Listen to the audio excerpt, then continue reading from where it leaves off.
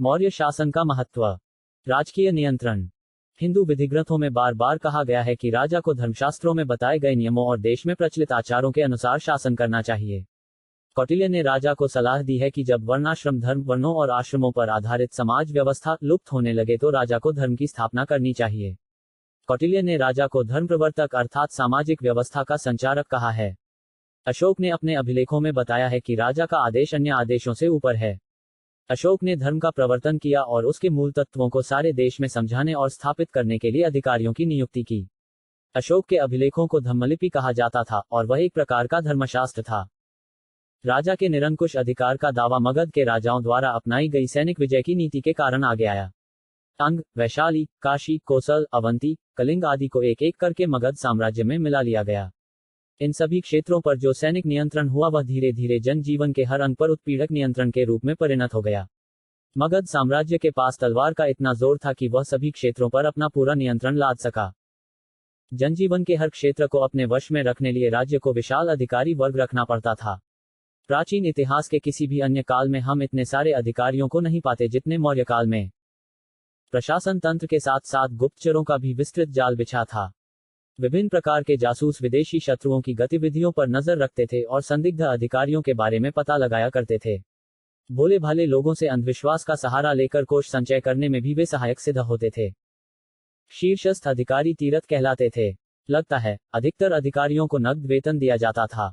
उच्चतम कोटि के अधिकारी थे मंत्री, पुरोहित, सेनापति और युवराज, जिन्हें उदारतापूर्ण पारिश्रमिक मिलता था। उन्हें 48,000 पन की भारी रकम मिलती थी। पूर्ण 3/4 तोले के बराबर चांदी का सिक्का होता था। इसके ठीक विपरीत सबसे निचले दर्जे के अधिकारियों को कुल मिलाकर 60 पन मिलते थे। हालांकि कुछ कर्मचारियों को महज 10-20 पन ही दिए जाते थे। इससे लगता कि उच्चतम और निम्नतम श्रेणियों के कर्मचारियों के बीच भारी विषमता थी। आर्थिक नियंत्रण। यदि हम कौटिल्य के अर्थशास्त्र को आधार बनाएं तो लगेगा कि राज्य में 27 अध्यक्ष नियुक्त थे। उनका कार्य मुख्य रूप से राज्य की आर्थिक गतिविधियों का नियमन करना था। वे कृषि, व्यापार वाणिज्य और बाट मापन का तथा कताई, बुनाई, खान आदि शिल्पों का नियंत्रण करते थे। राज्य कृषकों की भलाई के लिए सिंचाई और जल वितरण की व्यवस्था करता था। मेगास्थनीज हमें बतलाता है कि मिस्र की भांति ही मौर्य राज्य में अधिकारी जमीन को मापता और उन नहरों का निरीक्षण करता था जिनसे होकर पानी छोटी नहरों में पहुंचता था। कौटिल्य के अर्थशास्त्र में कृषि कार्यों में दासों को लगाए जाने की व्यवस्था है जो एक महत्वपूर्ण सामाजिक विकास था। मेगास्थनीज का कहना है कि उसने दास नहीं देखे, परंतु इस बात में कोई संदेह नहीं है कि भारत में गृहदास वैदिक काल से ही पाए जाते थे।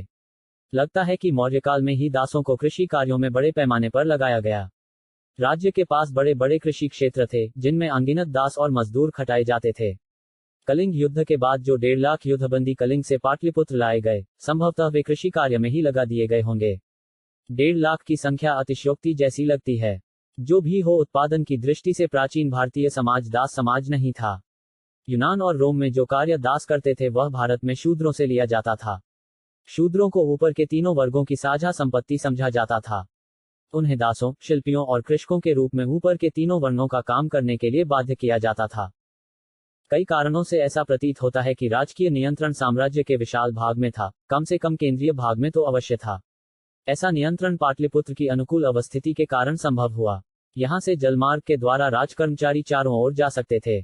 इसके अतिरिक्त पाटलिपुत्र से एक राजमार्ग वैशाली और चंपारण होते हुए नेपाल जाता था। यह भी ज्ञात है कि हिमालय की तराई में भी एक सड़क थी। यह सड़क वैशाली से चंपारण होकर कपिलवस्तु, कलसीक, देहरादून जिले में हाजरा होते हुए अंत में पेशावर पहुंचती थी। मेगास्थनीज ने एक सड़क की चर्चा की है। सड़कें पटना और सासाराम के बीच भी थी जो वहां से मिर्जापुर और मध्य भारत चली गई थी। राजधानी से एक सड़क पूर्वी मध्य प्रदेश होते हुए कलिंग जाती थी और फिर कलिंग भी आंध्र और कर्नाटक से जुड़ा हुआ था। इन सारे मार्गों के कारण यातायात में सहूलियत होती थी और यातायात में घोड़ों की महत्वपूर्ण भूमिका रही होगी। उत्तरी मैदानों में तो गंगा और अन्य नदियां भी मार्ग थीं। अशोक के अभिलेखों के मिलने के स्थान महत्वपूर्ण राजमार्गों पर पड़ते हैं। पत्थर के स्तंभ वाराणसी के पास चुनार में तैयार किए जाते थे और वहां से उत्तरी और दक्षिणी भारत में पहुंचाए जाते थे। संभवतः देश का जो आबाद हिस्सा मौर्यों के नियंत्रण में था वही मुगलों के और शायद ईस्ट इंडिया कंपनी के भी नियंत्रण में रहा। मध्यकाल में आकर राजमार्गों के किनारे अधिकाधिक बस्तियां होने से और रकाबदार घोड़ों के प्रचलन से यातायात में उन्नति हुई। कंपनी ने जो बंदूक का प्रयोग किया उसका आयात 1830 से लगातार वाष्पशक्ति चालित जहाजों से होता रहा। ऐसा लगता है कि मौर्य शासकों को बहुत बड़ी जनसंख्या का सामना नहीं करना पड़ा होगा। किसी भी तरह मौर्य सेना में 6,50,000 से अधिक सिपाही नहीं थे। यदि मान लें कि आबादी का 10% भाग सेना में भर्ती हुआ तो मध्य गंगा के मैदानों की कुल आबादी 65 लाख से अधिक नहीं रही होगी। अशोक के अभिलेखों से पता चलता कि राज्यादेश का प्रचार पूर्वी छोर और दक्षिणी छोर के सिवा सारे देश में किया गया। आंध्र प्रदेश और कर्नाटक में उसके 18 अभिलेख मिलते हैं, लेकिन यातायात की कठिनाइयों के कारण राज्य नियंत्रण मध्य गंगा अंचल के बाहर उतना कारगर नहीं हुआ होगा। प्राचीन भारत में कर प्रणाली की दृष्टि से मौर्यकाल महत्वपूर्ण है। कौटिल्य ने किसानों, शिल्पियों और व्यापारियों से वसूल किए जाने वाले अनेक करों का वर्णन किया है। इन सारे करों के निर्धारण, वसूली और संग्रह के लिए दृढ़ और दक्ष संगठन की आवश्यकता थी। मौर्यों ने वसूली करने और ठीक से जमा रखने से अधिक महत्व कर निर्धारण को दिया। समाहर्ता कर निर्धारण का सर्वोच्च अधिकारी होता था और सन्निधाता राजकीय कोषागार और भंडागार का संरक्षक होता था। राज्य को सन्निधाता की अपेक्षा समाहर्ता के चलते जो नुकसान होता था उसे अधिक गंभीर माना जाता था। वास्तव में कर निर्धारण का ऐसा विशद संगठन पहली बार मौर्य काल में ही देखा जाता है। अर्थशास्त्र में उल्लिखित करों की लंबी सूची मिलती है। यदि ये सारे कर वास्तव में उगाहे जाते होंगे तो प्रजा के पास निर्वाह के लिए नामात्र बचता होगा। अभिलेखों के आधार पर हम जानते हैं कि ग्रामीण क्षेत्रों में भी राजकीय भंडार घर होते थे, जिससे यह प्रकट होता है कि अनाज की शक्ल में भी कर वसूला जाता था और अनाज के इन भंडार घरों से अकाल, सूखा आदि के समय स्थानीय लोगों को सहायता दी जाती थी। प्रतीत होता है कि मयूर, पर्वत और अर्धचंद्र की छाप वाली आहत रजत मुद्राएं मौर्य साम्राज्य की मान्य मुद्राएं थीं। ये मुद्राएं बहुत बड़ी संख्या में मिली हैं। स्पष्ट है कि कर वसूली में और अधिकारियों को वेतन देने में इन मुद्राओं का इस्तेमाल होता था। अपनी शुद्ध समरूपता के कारण काफी बड़े क्षेत्र में बाजार की लेन देन में भी ये सुविधा के साथ चली होंगी। ललित कला और वास्तुकला। कला और वास्तुशिल्प में मौर्यों का योगदान बड़ा मूल्यवान है। पत्थर की इमारत बनाने का काम भारी पैमाने पर उन्होंने ही आरंभ किया। मेगास्थनीज ने कहा है कि पाटलिपुत्र स्थित मौर्य राजप्रासाद उतना ही भव्य था जितना ईरान की राजधानी में बना राजप्रासाद। पत्थर के स्तंभों के टुकड़े और उनके ठूंठ, स्टंप आधुनिक पटना नगर के किनारे कुम्हरार में पाए गए हैं, जो 80 स्तंभों वाले विशाल भवन के अस्तित्व का संकेत देते हैं। इन अवशेषों से तो वैसी भव्यता का आभास नहीं मिलता है जैसी मेगास्थनीज ने बताई है, लेकिन वे इस बात का प्रमाण अवश्य देते हैं कि मौर्य शिल्पी पत्थर पर पालिश करने में कितने दक्ष थे। ये स्तंभावशेष उतने ही चमकीले हैं जितने उत्तरी पालिशदार काले मृदभांड N0 B0 P0 W0। खदानों से पत्थर के बड़े बड़े खंडों को ले जाना और सीधा खड़ा करने के बाद उन पर पालिश करना और नक्काशी करना अवश्य ही कठिन कार्य रहा होगा। यह सब अभियांत्रिकी का बड़ा चमत्कार लगता है। हर स्तंभ पांडु रंग वाले बलुआ पत्थर के एक ही टुकड़े का बना है, जिनका केवल शीर्ष भाग स्तंभों के ऊपर जोड़ा गया है और जिनमें तराशे गए सिंग और सांड विलक्षण वास्तुशिल्प के प्रमाण हैं। ये पालिशदार स्तंभ देश भर में जहां तहां खड़े किए गए, जिससे प्रकट होता है कि इन्हें ढोकर ले जाने और पालिशदार बनाने में अपेक्षित तकनीकी ज्ञान सारे देश में फैला हुआ था। मौर्य शिल्पियों ने बौद्ध भिक्षुओं के निवास के लिए चट्टानों को काटकर गुफाएं बनाने की परंपरा भी शुरू की। इसका सबसे पुराना उदाहरण बराबर की गुफाएं हैं, जो गया से 30 किलोमीटर की दूरी पर हैं। बाद इस प्रकार का गुहा निर्माण पश्चिमी और दक्षिणी भारत में भी प्रचलित हुआ। उत्तरी काले पालिशदार मृदभांड की मध्य अवस्था में प्रायः 300 ईशून्य पूर्व में मध्य गंगा के मैदान मिट्टी की मूर्ति बनाने की कला के केंद्र बन गए। मौर्य युग में मिट्टी की मूर्तियां बड़े पैमाने पर बनती थीं। उनमें साधारणतया पशुओं और स्त्रियों की मूर्तियां होती थीं। प्रायः स्त्री मूर्तियों में मात्र देवियां और पशु मूर्तियों में हाथी हुआ करते थे, लेकिन ये मिट्टी की मूर्तियां हाथ से बनाई जाती थीं। सांचे मौर्यकाल के बाद प्रकट होते हैं। भौतिक संस्कृति का विस्तार और राज्य पद्धति। एक और मौर्यों ने पहली बार राज्य के सुसंगठित प्रशासन तंत्र का निर्माण किया जो साम्राज्य के केंद्रीय भाग में सक्रिय था, और दूसरी ओर उनके साम्राज्य विस्तार ने व्यापार और धर्म प्रचार के द्वार खोल दिए। लगता है कि प्रशासकों, व्यापारियों और जैन तथा बौद्ध भिक्षुओं ने जो संपर्क सूत्र जोड़े, उनके फलस्वरूप गंगा के मैदानों की भौतिक संस्कृति साम्राज्य के सीमांत क्षेत्रों में भी फैल गई। गंगा मैदान की इस नई भौतिक संस्कृति के आधार थे लोहे का प्रचुर प्रयोग, आहत मुद्राओं की बहुतायत, लेखन कला का प्रयोग, उत्तरी काला पालिशदार मृदभांड N0 B0 P0 W0 नाम से प्रसिद्ध मिट्टी के बर्तनों की भरमार, पकी ईंटों और छल्लेदार कुओं का प्रचलन और इनसे बढ़कर पूर्वोत्तर भारत में नगरों का उदय। एरियन नामक यूनानी लेखक के अनुसार नगरों की संख्या इतनी थी कि उन्हें गिनकर ठीक ठीक बताया नहीं जा सकता है। इस प्रकार देखते हैं कि गंगा के मैदानों में भौतिक संस्कृति मौर्यकाल में बड़ी तेजी से विकसित हुई। दक्षिण बिहार में लोहायस्क आसानी से उपलब्ध था, अतः लोहे के उपकरणों का प्रयोग खूब बढ़ा। इसी काल में मूठ वाली कुल्हाड़ियों, हंस और फालों का भी प्रचलन हुआ। आरा वाला पहिया भी फैला। शस्त्रास्त्रों पर राज्य का एकाधिकार था, पर लोहे के अन्य औजारों का प्रयोग किसी वर्ग में सीमित नहीं था। इनका इस्तेमाल और निर्माण शिल्प गंगा के मैदान से साम्राज्य के सुदूर भागों में भी फैल गया होगा। मौर्यकाल में ही पूर्वोत्तर भारत में सर्वप्रथम पकाई हुई ईंट का प्रयोग हुआ। मौर्य काल में बनी पकी ईंटों की संरचनाएं बिहार और उत्तर प्रदेश में पाई गई हैं। मकान ईंट के भी बनते थे और लकड़ी के भी। प्राचीन काल में घने पेड़ पौधों की और विशेषकर साल वृक्ष की बहुतायत के कारण इमारती लकड़ी खूब उपलब्ध थी। मेगास्थनीज ने मौर्य राजधानी पाटलिपुत्र में बने लकड़ी के भवनों का उल्लेख किया है। खुदाई मालूम होता है कि लकड़ी के लट्ठों का प्रयोग बाढ़ और बाहरी आक्रमण से बचाव के लिए महत्वपूर्ण रक्षा बांध बनाने में किया गया था। पक्की ईंटों का प्रयोग साम्राज्य के दूरवर्ती प्रांतों में भी फैल गया। नम जलवायु और भारी वर्षा वाले क्षेत्रों में मिट्टी की या कच्ची ईंट की वैसी टिकाऊ और बड़ी बड़ी इमारतें बनाना संभव नहीं था, जैसी शुष्क क्षेत्रों में पाई जाती हैं। इसलिए पक्की ईंट का प्रयोग महान वरदान सिद्ध हुआ। इसके फलस्वरूप धीरे धीरे साम्राज्य के विभिन्न भागों में शहर पनपने लगे। इसी प्रकार छल्लेदार कुएं, जो सबसे पहले मौर्य काल में गंगा घाटी में प्रकट हुए, साम्राज्य के केंद्रीय भाग के बाहर भी फैल गए। चून की छल्लेदार कुओं से लोगों को घरेलू काम के लिए पानी मिल जाता था, इसलिए यह आवश्यक नहीं रहा कि बस्तियां नदी के किनारे ही हों। घनी आबादी वाली बस्तियों में ऐसे कुएं जल निकास के लिए खाई का काम करते थे।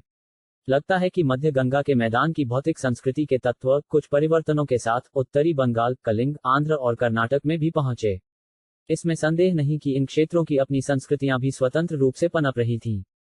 बांग्लादेश में, जहां जिला बोगरा में मौर्य ब्राह्मी लिपि में महास्थान का अभिलेख पाया गया है, वहीं दिनाजपुर जिले के बंगड़ में उत्तरी काले पालिशदार मृदुभांड N0B0P0W0 मिले हैं। ऐसे मृद्भांडों के टुकड़े पश्चिम बंगाल के 24 परगना जिले के चंद्रकेतुगढ़ जैसे स्थानों में भी मिले हैं। उड़ीसा के शिशुपालगढ़ में भी गंगा क्षेत्र से संपर्क के लक्षण दिखाई देते हैं। शिशुपालगढ़ की बस्ती मौर्य काल की ईसा पूर्व 3वीं सदी की मानी जाती है और इसमें उत्तरी काले पालिशदार मृद्भांड के साथ साथ लोहे के उपकरण और आहत मुद्राएं मिली हैं। चून की शिशुपालगढ़ धौली और जोगढ़ के पास है, जहां भारत के पूर्व समुद्र तट से गुजरने वाले प्राचीन राजमार्ग पर अशोक के अभिलेख पाए गए हैं, इसलिए कहा जा सकता है कि इस क्षेत्र में भौतिक संस्कृति मगध के साथ संपर्क के परिणामस्वरूप पहुंची होगी। यह संपर्क ईसा पूर्व 4वीं सदी से ही आरंभ हुआ होगा, जब संभवतः नंदों ने कलिंग पर अधिकार किया था। 3वीं सदी ईसा पूर्व में कलिंग विजय के बाद यह संपर्क घनिष्ठ हो गया। संभवतः कलिंग विजय के बाद शांति के लिए कार्रवाई के रूप में अशोक ने उड़ीसा में कुछ बस्तियों को बढ़ावा दिया जिन्हें साम्राज्य का अंग बनाया जा चुका था। यद्यपि मौर्य काल में आंध्र और कर्नाटक में कई स्थानों पर लोहे के औजार और हथियार पाए गए हैं, तथापि लोहे की उन्नत कारीगरी टेक्नोलॉजी उन कारीगरों की देन है जो अनेक प्रकार के बड़े बड़े पत्थरों के गोलाकार शवाधान दफनाने की जगह बनाने के लिए मशहूर थे। लेकिन इनमें से कुछ स्थानों में अशोक के अभिलेख और ईसा पूर्व 3वीं सदी के उत्तरी काले पालिशदार मृद्भांड के टुकड़े मिले हैं। उदाहरणार्थ, आंध्र के अमरावती में तथा कर्नाटक के कई स्थानों में अशोक के अभिलेख पाए गए हैं। इसलिए ऐसा लगता है कि पूर्वी समुद्र तट से भौतिक संस्कृति के तत्व मौर्य संपर्क के जरिए निचले दक्कन पठार में आए। मौर्य संपर्कों के जरिए ही इस्पात बनाने की कला देश के कुछ भागों में फैल गई होगी। 200 ईशून्य पूर्व के आसपास की या इससे भी पहले की इस्पात की वस्तुएं मध्य गंगा के मैदानों में पाई गई हैं। इस्पात के प्रचार से कलिंग में जंगल की सफाई और खेती के सुधरे तरीकों का इस्तेमाल होने लगा होगा और इसके फलस्वरूप उस क्षेत्र में चेदी राज्य के उदय के लिए उपयुक्त स्थिति उत्पन्न हुई होगी। यद्यपि दुकन में सातवाहन ईसा पूर्व 1ली सदी में ही सत्ता में आए, तथापि कुछ हद तक उनके साम्राज्य का स्वरूप मौर्य साम्राज्य जैसा था। सातवाहनों ने मौर्यों की कुछ प्रशासनिक इकाइयों को अपनाया। उनके राज्य में कई विषयों में मौर्य प्रणाली का अनुकरण किया गया। प्रायद्वीपीय भारत में राज्य स्थापित करने की प्रेरणा न केवल चेदियों और सातवाहनों को, बल्कि चेरों, केरल पुत्रों, चोलों और पांड्यों को भी मौर्यों से ही मिली हुई लगती है। अशोक के अभिलेखों के अनुसार चेर, चोल, पांड्य, सत्यपुत या ताम्रपर्णी या श्रीलंका के लोग मौर्य साम्राज्य की सीमा से लगे क्षेत्रों में बसते थे।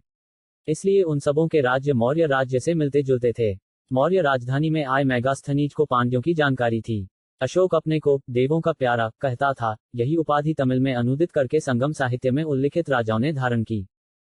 लगभग 300 ईशून्य पूर्व से बांग्लादेश, उड़ीसा, आंध्र और कर्नाटक के कई भागों में अभिलेखों के और कभी कभी उत्तरी काले पालिशदार मृद्भांड के टुकड़ों और आहत मुद्राओं के मिलने से संकेत मिलता है कि मौर्य काल में मध्य गंगा के मैदान की संस्कृति के तत्वों को दूर दूर तक फैलाने की चेष्टा की गई। लगता है कि ऐसी कार्रवाई कौटिल्य के उपदेशानुसार की गई होगी। कौटिल्य ने परामर्श दिया है कि कृषकों की अर्थात वैश्यों की सहायता से तथा घनी आबादी वाले इलाकों से मंगाए गए शूद्र श्रमिकों की सहायता से नई नई बस्तियां बसाई जानी चाहिए। पड़ती जमीन को तोड़ने के वास्ते नए किसानों को कर से छुटकारा दिया जाता था और मवेशी, बीज और धन भी दिया जाता था। राज्य ने यह नीति इस आशा से अपनाई कि इस प्रकार जो कुछ निवेश किया जाएगा उसका प्रतिफल अवश्य मिलेगा। ऐसी बस्तियां उन इलाकों में आवश्यक थी जहां के लोग लोहे के फाल से परिचित नहीं थे। इस नीति के फलस्वरूप विशाल क्षेत्र में खेती और बस्ती का विस्तार हुआ। यह कहना कठिन है कि पूरब में झारखंड और पश्चिम में विंध्य के बीच फैले मध्य भारतीय जनजातीय इलाके में गंगा के मैदान की भौतिक संस्कृति को पहुंचाने में ये मौर्य नगर कहां तक सहायक हुए। पर इतना स्पष्ट है कि अशोक ने जनजातीय लोगों से निकट संपर्क बनाए रखा और उन्हें धर्म का पालन करने के लिए प्रोत्साहित किया। अशोक द्वारा नियुक्त धम्म महामात्रों के साथ उनके संपर्क से उन्हें गंगा के मैदान की उच्च संस्कृति के मूल तत्वों को आत्मसात करने की प्रेरणा अवश्य मिली होगी। इस अर्थ में अशोक ने संस्कृति प्रसार की सुविचारित और सुव्यवस्थित नीति चलाई। उसने कहा कि धर्म का प्रचार होने से मानव देवताओं में मिल जाएंगे। इसका आशय यह है कि जनजातीय और अन्य लोग स्थायी रूप से बसने और कर चुकाने वाले किसानों के समाज की रीति अपनाएंगे और माता पिता और राजप्रभुत्व के प्रति तथा उसके सहायक भिक्षुओं, पुरोहितों और अधिकारियों के प्रति आदर भाव रखेंगे। उसकी यह नीति सफल हुई। अशोक के अनुसार शिकारियों और मछुआरों ने हिंसा का त्याग करके धर्म को अपनाया। इसका अर्थ यह हुआ कि उन्होंने स्थानबद्ध कृषकों का धंधा अपनाया। मौर्य साम्राज्य के पतन के कारण मगध साम्राज्य युद्ध पर युद्ध करके प्रबल होता गया, जिसकी चरम परिणति कलिंग विजय है। लेकिन 232 ईशून्य पूर्व में अशोक के राज्यकाल के समाप्त होते ही इसका विघटन शुरू हो गया। मगध साम्राज्य के ह्रास और पतन के कई कारण प्रतीत होते हैं। ब्राह्मणों की प्रतिक्रिया। अशोक की नीति के चलते ब्राह्मणों में प्रतिक्रिया हुई। इसमें संदेह नहीं कि अशोक की नीति में सहिष्णुता थी और उसने लोगों से ब्राह्मणों का भी आदर करने को कहा। परंतु उसने पशु पक्षियों के वध को निषिद्ध कर दिया और स्त्रियों में प्रचलित कर्मकांडीय अनुष्ठानों की खिल्ली उड़ाई। स्वभावतः इससे ब्राह्मणों की आय घटी। बौद्ध धर्म के और अशोक के यज्ञ विरोधी रूप से ब्राह्मणों को भारी हानि हुई, क्योंकि नाना प्रकार के यज्ञों में मिलने वाली दान दक्षिणा पर ही तो वे जीते थे। अतः अशोक की नीति भले ही सहनशील हो, पर ब्राह्मणों में उसके प्रति विद्वेष की भावना जगने लगी। वे वास्तव में ऐसी नीति चाहते थे जो उनके पक्ष में हो और उनके तत्कालीन हितों और विशेषाधिकारों का समर्थन करे। मौर्य साम्राज्य के खंडहर पर कुछ नए राज्यों के शासक ब्राह्मण बने। मध्य प्रदेश में और उससे पूर्व साम्राज्य के अवशेषों पर शासन करने वाले शुंग और कव ब्राह्मण थे। इसी प्रकार पश्चिम दक्कन और आंध्र में चिरस्थायी राज्य स्थापित करने वाले सातवाहन भी अपने को ब्राह्मण मानते थे। इन ब्राह्मण राजाओं ने वैदिक यज्ञ किए, जिनकी अशोक ने उपेक्षा की थी। वित्तीय संकट। सेना पर और प्रशासनिक अधिकारियों पर होने वाले भारी खर्च के बोझ से मौर्य साम्राज्य के सामने वित्तीय संकट खड़ा हो गया। जहां तक हमें मालूम है, प्राचीन काल में सबसे विशाल सेना मौर्यों की थी और सबसे बड़ा प्रशासन तंत्र भी उन्हीं का था। प्रजा पर तरह तरह के कर थोपने के बावजूद इतने विशाल ऊपरी ढांचे को बनाए रखना बड़ा ही कठिन था। लगता है कि अशोक ने बौद्ध भिक्षुओं को इतना दान दिया कि राजकोष ही खाली हो गया। अंतिम अवस्था में अपने खर्च को पूरा करने के लिए मौर्यों को सोने की देव प्रतिमाएं तक गलानी पड़ी। दमनकारी शासन। साम्राज्य के टूटने का एक बड़ा कारण था प्रांतों में दमनकारी शासन। बिंदुसार के शासनकाल में तक्षशिला के नागरिकों ने दुष्टामात्यों अर्थात दुष्ट अधिकारियों के कुशासन की कड़ी शिकायतें की थीं। अशोक की नियुक्ति होने पर नागरिकों की शिकायतें दूर हुईं। पर जब अशोक सम्राट हो गया तब फिर उसी नगर में वे वैसी ही शिकायत आ गई। अशोक के कलिंग अभिलेख से प्रकट होता है कि प्रांतों में हो रहे अत्याचारों से वह बड़ा चिंतित था और इसलिए उसने महामात्रों को आदेश दिया कि समुचित कारण के बिना वे नागरिकों को सताएं नहीं। इसी दृष्टि से उसने तोसली कलिंग स्थित उज्जैन और तक्षशिला के अधिकारियों के स्थानांतरण की परिपाटी चलाई। उसने स्वयं 256 रातें धम्मयात्रा पर बिताई ताकि इस क्रम से प्रशासन की देखभाल की जाए। पर इतना सारा होने पर भी दूर के प्रांतों में दमन का अंत न हुआ और अशोक के राज्यकाल के समाप्त होते ही तक्षशिला को साम्राज्य का जुआ फेंक डालने में तनिक भी देर न लगी। दूरवर्ती क्षेत्र में नए ज्ञान की पहुंच। हम देख चुके हैं कि किस प्रकार मगध अपनी कतिपय मूलभूत भौतिक उत्कृष्टताओं के कारण फूलता फलता गया। मगध साम्राज्य के विस्तार के फलस्वरूप ज्यों ही भौतिक संस्कृति के ये तत्व मध्य भारत, दक्कन और कलिंग पहुंच गए, त्यों ही गंगा के मैदान का, जो साम्राज्य का हृदय स्थल था, वर्चस्व घटने लगा। ज्यों ज्यों मध्य गंगा क्षेत्र से बाहर वाले प्रांतों में लोहे के औजारों का प्रयोग बढ़ता गया, त्यों त्यों मौर्य साम्राज्य का ह्रास और पतन होता गया। मगध से प्राप्त भौतिक संस्कृति की बदौलत नए नए राज्य स्थापित और विकसित होते गए। इससे स्पष्ट हो जाता है कि मध्य भारत में शुंगों और कण्वों का, कलिंग में चेदियों का और दक्कन में सातवाहनों का उदय कैसे हुआ। पश्चिमोत्तर सीमा प्रांत की उपेक्षा और चीन की महादीवार। अशोक देश और विदेशों में मुख्यतः धर्म प्रचार के काम में ही व्यस्त रहा, अतः ध्यान नहीं दे सका कि पश्चिमोत्तर सीमावर्ती दरें की रक्षा कैसे हो। ईसा पूर्व 3वीं सदी में मध्य एशिया में कबीलों की जो गतिविधि थी उसे देखते हुए उस दरें की ओर नजर रखना जरूरी हो गया था। सीथियन निरंतर गतिशील थे, वे खानाबदोश थे और मुख्यतः घोड़े के इस्तेमाल पर निर्भर थे। वे चीन और भारत के व्यवस्थित साम्राज्यों के लिए गंभीर खतरा बन गए। चीन के राजा शी हुआंग 247-210 ईशून्य पूर्व ने इन सीथियन जनों के हमले से अपने साम्राज्य की सुरक्षा के लिए लगभग 200 ईशून्य पूर्व में चीनी महादीवार ग्रेट वॉल बनवाई। अशोक ने ऐसा कोई उपाय नहीं किया। स्वभावतः जब सीथियन जन भारत की ओर बढ़े तो उन्होंने पार्थियनों, शकों और यूनानियों को भारत की ओर धकेल दिया। यूनानियों ने उत्तर अफगानिस्तान में बैक्टिया नाम का राज्य स्थापित किया था। सर्वप्रथम उन्होंने ही 206 में भारत पर आक्रमण किया। इसके बाद आक्रमणों का तांता लग गया और यह सिलसिला ईसवी सन के आरंभ तक जारी रहा। मौर्य साम्राज्य को पुष्यमित्र शुंग ने 185 में अंतिम रूप नष्ट कर दिया। ब्राह्मण होते हुए भी वह अंतिम मौर्य राजा बृहद्रथ का सेनापति था। कहा जाता है कि उसने लोगों के सामने बृहद्रथ को मार डाला और बलपूर्वक पाटलिपुत्र का राज सिंहासन हड़प लिया। शुंगवंशियों ने पाटलिपुत्र और मध्य भारत में शासन किया और ब्राह्मण जीवन पद्धति का पुनरारंभ दिखाने के लिए कई वैदिक यज्ञ किए। कहा जाता है कि उन्होंने बौद्धों को सताया भी। उनकी जगह कण्ववंशी आए और वे भी ब्राह्मण थे।